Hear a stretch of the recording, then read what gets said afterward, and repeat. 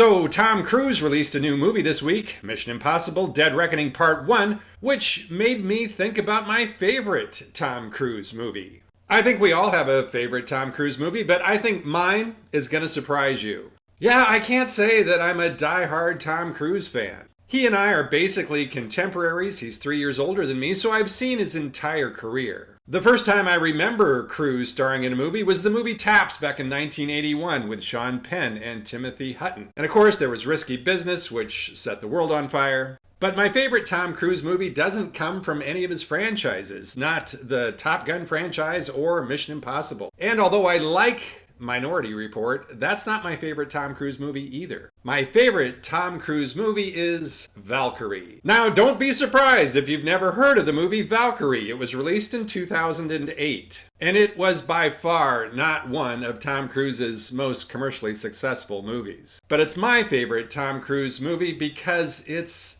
really not a Tom Cruise movie. I mean, let's be honest. Tom Cruise basically plays Tom Cruise in every movie that he stars in. In most of his movies, he's the action hero running from place to place. He's doing superhuman things. He's invincible. And most importantly, he is Tom Cruise. He's the star of the movie, and nobody's ever gonna have a doubt about that. But in Valkyrie, Tom Cruise doesn't play Tom Cruise. He plays Colonel Klaus von Stauffenberg, the German military officer who was the ringleader of unsuccessful efforts to assassinate Mr. H.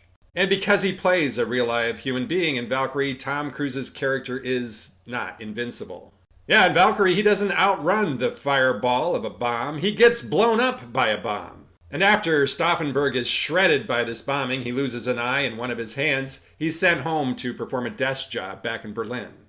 And that desk job puts him in close proximity to Mr. H on a regular basis. He and several other high-ranking German military officers and members of the aristocracy are very much opposed to Mr. H. And they want to get rid of him for all of the reasons that you can imagine. And Cruise is not the irrefutable star of Valkyrie. Valkyrie stars an ensemble cast made up of some really big names in addition to Cruise. There's Bill Nighy, who plays General Frederick Olbrich, Kenneth Branagh, who plays Major General Henning von Tresckow, Tom Wilkinson, who plays General Friedrich Fromm, Thomas Kretschmann, who plays Major Otto Ernst Remmer, Terence Stamp, who plays General Ludwig Beck, David Schofield, who plays Erwin von Wetzelben, and Tom Hollander, who plays Colonel Heinz Brandt. Yeah, although Cruise plays the main character, there's a lot of star power in Valkyrie. And the story itself is just riveting. If you don't know anything about Operation Valkyrie, definitely check out this movie. I really like World War II movies because so much of humanity was at stake during that period, which gave rise to so many great stories. And Operation Valkyrie is one of those stories that everybody should know. And Cruise and the rest of the cast of Valkyrie do a great job bringing that story to life. I'll watch this movie any opportunity I get.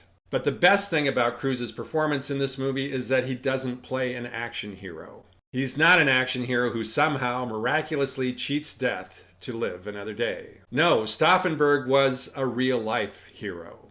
And what makes him a real-life hero is that he sacrificed his own life in an effort to take out one of the greatest villains in human history.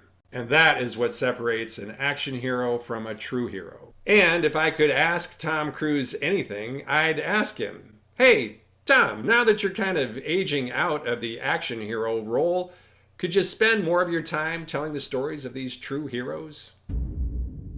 Maybe so, sir. But not today.